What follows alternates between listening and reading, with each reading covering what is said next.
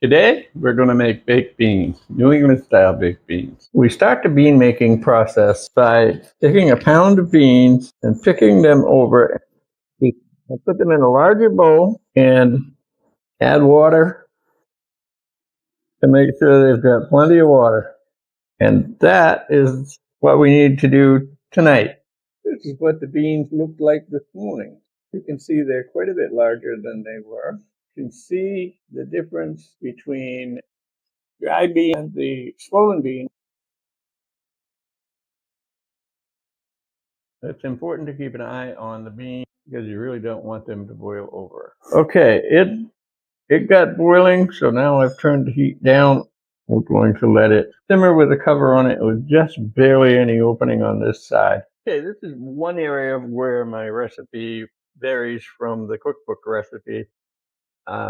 Cookbook calls for 4 ounces of salt pork, and this is probably 6 because it's just about half of a 12-ounce package. Usually I don't sear the salt pork at all, but I thought I'd try something different because this is pretty lean. It has quite a bit of actual meat in it, and usually it's mostly fat. I'm also going to slightly caramelize a chopped up large onion.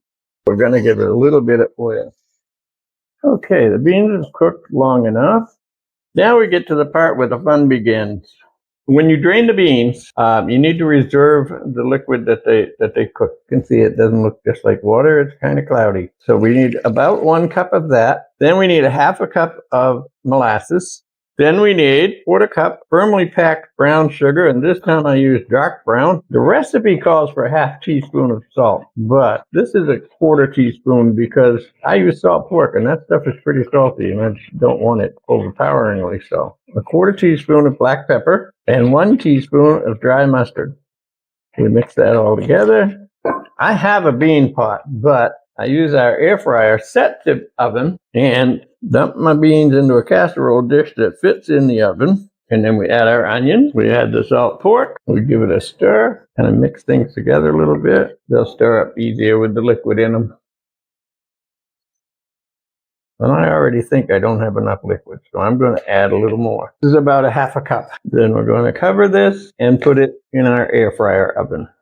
The air fryer oven cover sits pretty tightly on the top of it, so we're going to call that good, and we're going to leave that alone for a while. And that, fellow bakers, is our completed New England style baked beans.